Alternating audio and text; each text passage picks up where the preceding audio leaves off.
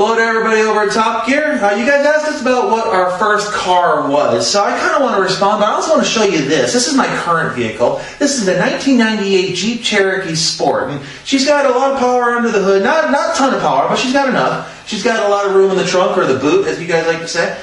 But more importantly, she's got four-wheel drive. And up here in the Midwest, where we measure how much snowfall we get in feet, four-wheel drive, good thing.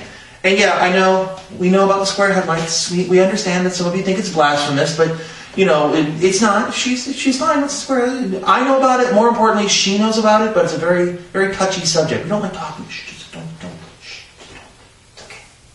But seeing as you're asking about our first vehicle, I might as well tell you about that. The first car that I ever owned was a 1980-something Chevrolet Cavalier hatchback. And it didn't have a lot of power, but what it lacked in power, it made up for in cargo space. That was the car that I had from high school through my first couple of years of college. And I remember this really well, because I remember in college I had to get a whole bunch of people from one place to another, and I was the only sober guy. So let's see, we stacked 5 people inside the hatchback of the trunk. We put 3 people across the passenger side, plus 1 guy laying out there. We had 2 people sitting in the passenger seat, and myself driving. So that's about 12 people, I think. Yeah, all in one hatchback.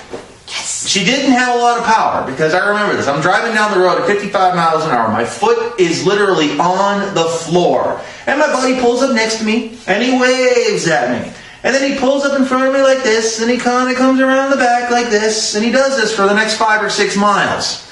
Yeah, it was hilarious till the cop pulled him over, but the most important part about that car, it got me where I needed to go. And when I was in college, that's exactly what I needed. And, you know, that kind of philosophy follows over to the car that I'm driving right now, the Jeep over here. She ain't the prettiest thing in the world. She's not the fastest thing in the world. There's no V12 under the hood, and it doesn't have just an obscene amount of torque or horsepower. But it gets you there. And that's the thing I like about some of my vehicles. The whole thing is that you can have your fast cars, you can have your streamlined pieces of machinery that you'll never be able to drive to their fullest potential.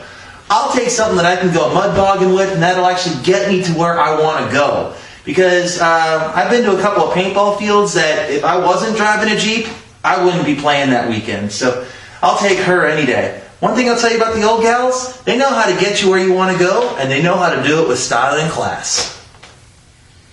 Take that any way you want to, because I know you're going to anyway.